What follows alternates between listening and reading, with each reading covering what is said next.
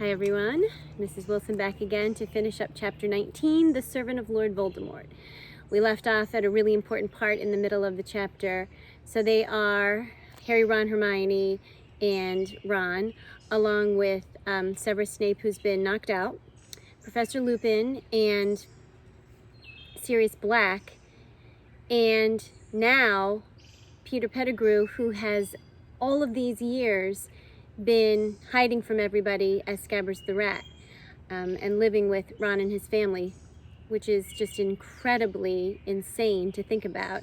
They're having a conversation with him about the night that Harry's parents were killed. And so I'll just do a quick recap with the last few paragraphs that we were reading, and then we'll just kind of glide right into the rest of the chapter.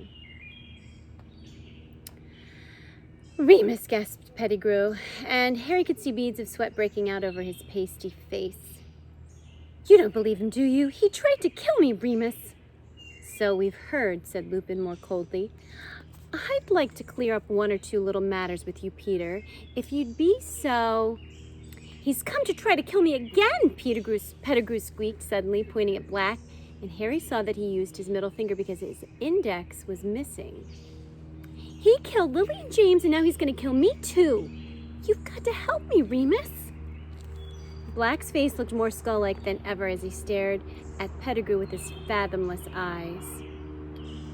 No one's going to try to kill you until we've sorted a few things out, said Lupin. And so here we start the sorting out part.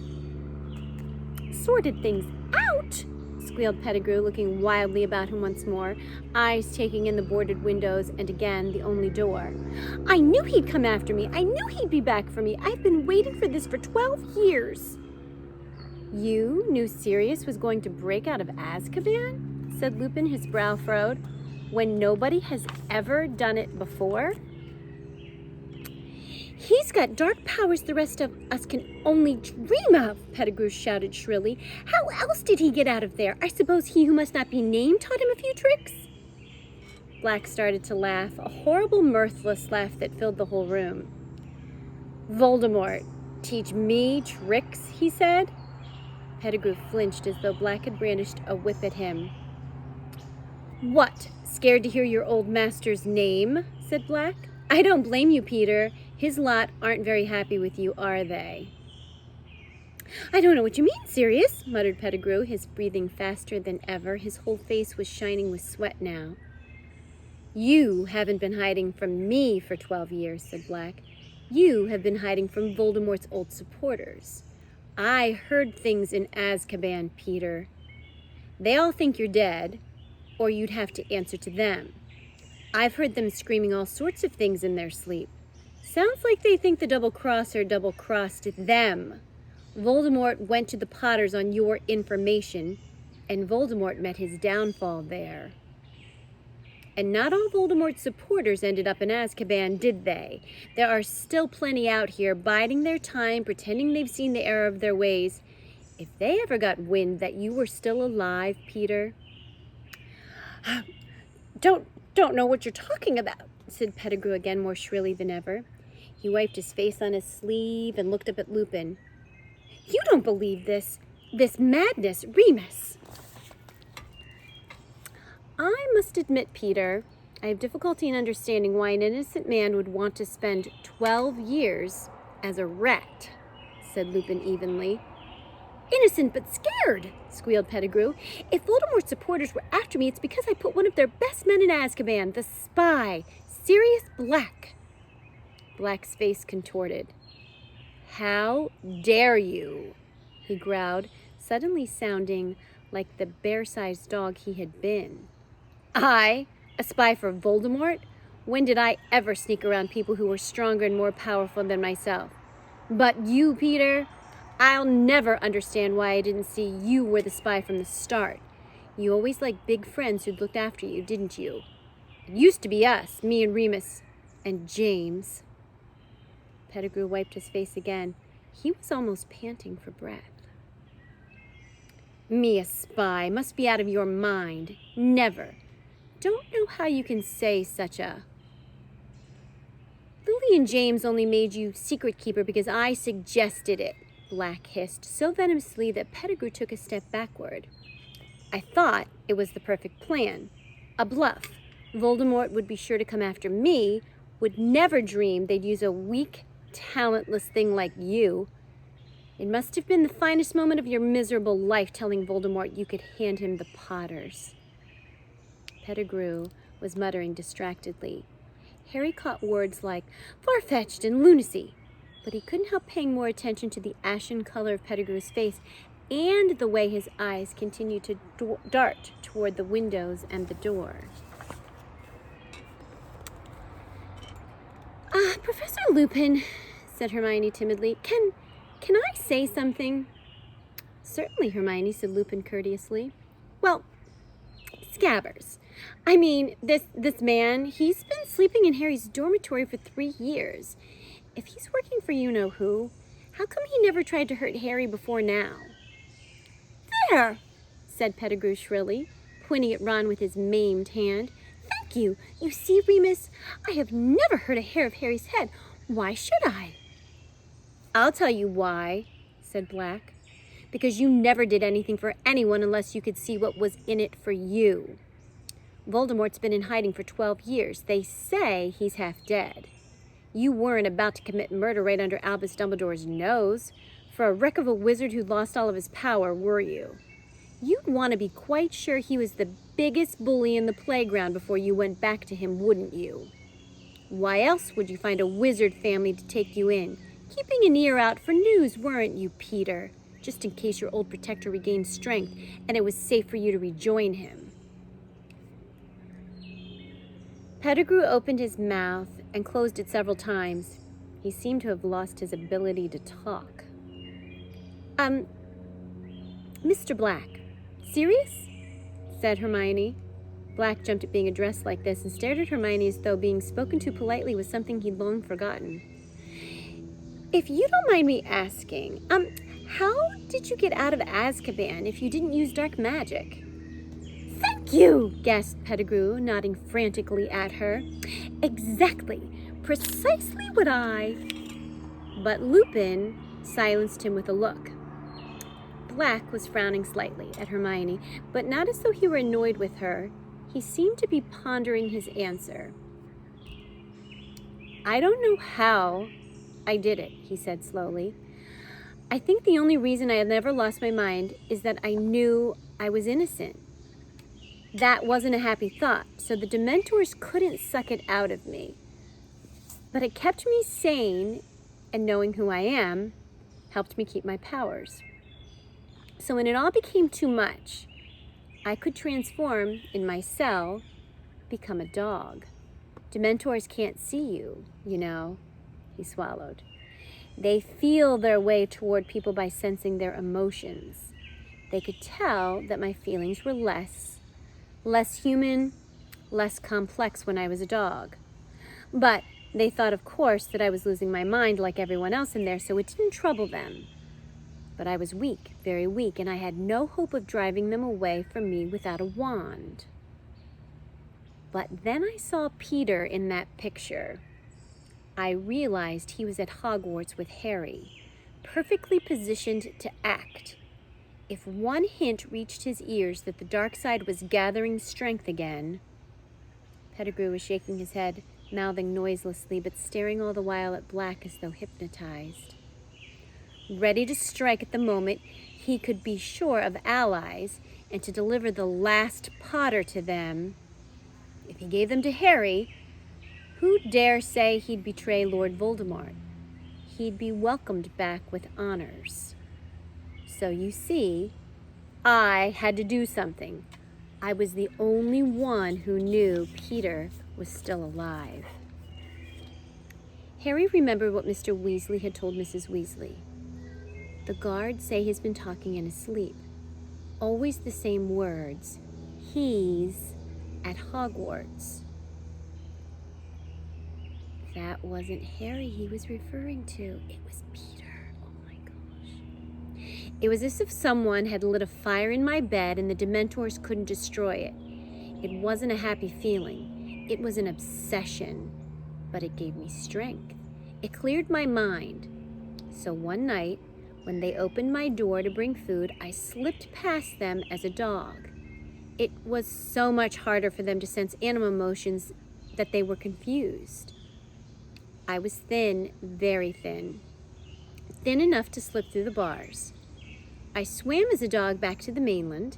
I journeyed north and slipped into the Hogwarts grounds as a dog. I've been living in the forest ever since, except when I came to watch Quidditch, of course. You fly as well as your father did, Harry. He looked at Harry, who did not look away.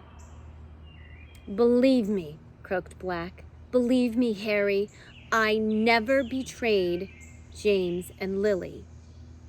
I would have died before I betrayed them. And at long last, Harry believed him. And I do too. Throat too tight to speak, he nodded. No! Pettigrew had fallen to his knees as though Harry's nod had been his own death sentence. He shuffled forward on his knees, groveling, his hands clasped in front of him as though praying. Sirius, it's me! It's Peter, your friend! You wouldn't! Black kicked out, and Pettigrew recoiled. There's enough filth on my robes without you touching them, said Black. Remus, Pettigrew squeaked, turning to Lupin instead, writhing imploringly in front of him. You don't believe this. Wouldn't Sirius have told you they'd changed the plan? Not if you thought I was the spy, Peter, said Lupin. I assume that's why you didn't tell me, Sirius, he said casually over Pettigrew's head. Forgive me, Remus, said Black. Not at all, Padfoot, old friend, said Lupin, who was now rolling up his sleeves.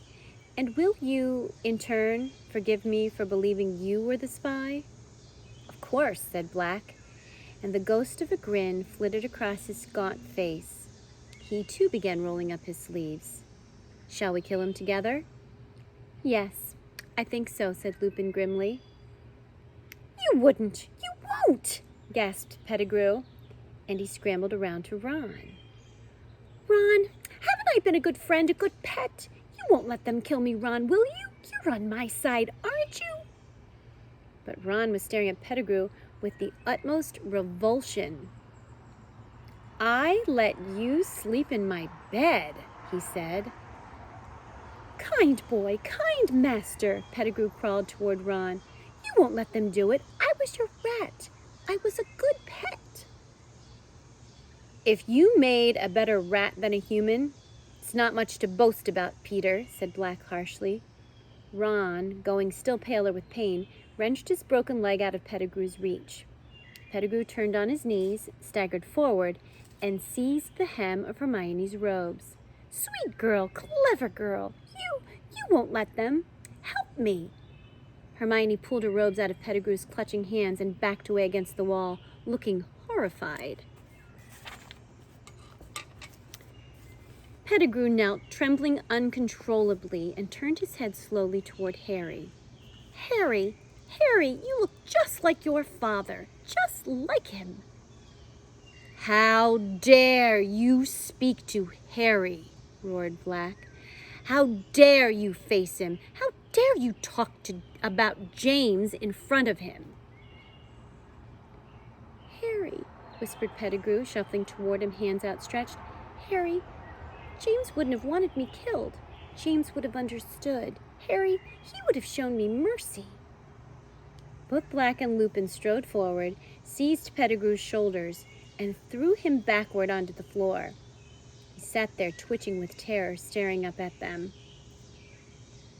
You sold Lily and James to Voldemort, said Black, who was shaking too. Do you deny it?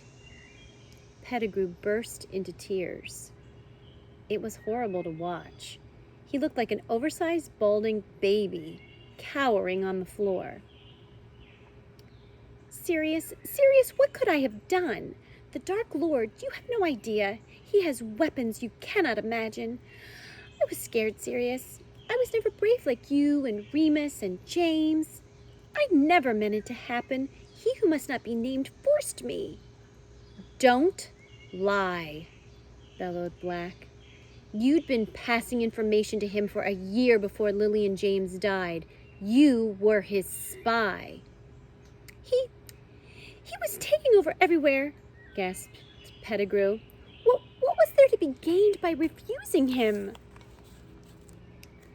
What was there to be gained by fighting the most evil wizard who's ever existed? Said Black, with a terrible fury in his face. Only innocent lives, Peter. You don't understand, whined Pettigrew. He would have killed me, Sirius. Then you should have died, roared Black. Died rather than betray your friends, as we would have done for you. Black and Lupin stood shoulder to shoulder, wands raised. You should have realized, said Lupin quietly, if Voldemort didn't kill you, we would. Goodbye, Peter. Hermione covered her face with her hands and turned to the wall. No! Harry yelled. He ran forward, placing himself in front of Pettigrew, facing the wands. You can't kill him, he said breathlessly. You can't! Black and Lupin both looked staggered. Harry, this piece of vermin is the reason you have no parents, Black snarled. This cringing bit of filth would have seen you die too, without turning a hair. You hurt him. His own stinking skin meant more to him than your whole family. I know, Harry panted. We'll take him up to the castle. We'll hand him over to the Dementors. He can go to Azkaban, but don't kill him. Harry, gasped Pettigrew, and he flung his arms around Harry's knees. Thank you. It's more than I deserve. Thank you. Get off me, Harry spat, throwing Pettigrew's hands off him in disgust. I am not doing this for you. I'm doing it because I don't reckon my dad would have wanted his best friends to become killers just for you. No one moved or made a sound except Pettigrew, whose breath was coming in wheezes as he clutched his chest. Black and Lupin were looking at each other. Then, with one movement, they lowered their wands. You're the only person who has the right to decide, Harry, said Black, but think. Think what he did. He can go to Azkaban, Harry repeated. If anyone deserves that place, he does. Pettigrew was still wheezing behind him. Very well, said Lupin. Stand aside, Harry. Harry hesitated. I'm going to tie him up, said Lupin. That's all. I swear. Harry stepped out of the way. Thin cord shot from Lupin's wand this time, and next moment Pettigrew was wriggling on the floor, bound and gagged. But if you transform, Peter, growled Black, his own wand pointing at Pettigrew too, we will kill you. Do you agree, Harry? Harry looked down at the pitiful figure on the floor and nodded so that Pettigrew could see him. Right, said Lupin, suddenly businesslike. Ron, I can't mend bones nearly as well as Madame Pomfrey, so I think it's best if we just strap your leg up until we can get you to the hospital wing. He hurried over to Ron, bent down, taped Ron's leg with his wand, and muttered, Ferula. Bandages spun up on Ron's leg, strapping it tightly to a splint. Lupin helped him to his feet. Ron put his weight gingerly on the leg and didn't wince. That's better, he said. Thanks. What about Professor Snape? Said Hermione in a small voice, looking down at Snape's prone figure. There's nothing seriously wrong with him, said Lupin, bending over Snape and checking his pulse. You were just a little, over-enthusiastic. He's still out cold. Perhaps it would be best if we don't revive him until we're safely back in the castle. We can take him like this. He muttered, Mobilio corpus. As though invisible strings were tied to Snape's wrists, neck, and knees, he was pulled into a standing position, head still lolling unpleasantly like a grotesque puppet. He hung a few inches above the ground, his limp feet dangling. Lupin picked up the invisibility cloak and tucked it safely back into his pocket. And two of us should be chained to this, said Black, nudging Pettigrew with his toe, just to make sure. I'll do it, said Lupin. And me, said Ron savagely, limping forward. Black conjured heavy manacles from thin air. Soon, Pettigrew was upright again, his left arm chained to Lupin's right arm to Ron's left. Ron's face was set. He seemed to have taken Scabbers' true identity as a personal insult, and I can hardly blame him. Crookshanks leaped lightly off the bed and led the way out of the room, his bottle-brush tail held jauntily high.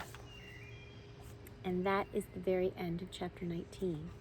So I'm trying to picture this procession back to the castle, with Pettigrew between Lupin and Ron, with his leg in the shape that it's in, and Professor Snape still knocked out cold. But I'm thinking that if Pettigrew does remain alive, that's probably better in the long run for Sirius Black and even Professor Lupin. It will give more validity to their story, and more people will realize that Sirius Black not only is not guilty at all now, but he never was. And that's what is going to be the very best outcome. Chapter 20's chapter title has me a bit disconcerted. It's titled The Dementor's Kiss. We know that when the Dementors do this, they would suck the soul out of whoever they kiss, which would mean that they would have a soulless body to live in, which would be just a terrible way to exist. So I'm wondering who would be the recipient of this. So it just continues to get better and better. So we've got just a few remaining chapters to see how this all wraps up, and the fate of Peter Pettigrew. In the meantime, we shall read again very soon, and as always, can't wait. Bye.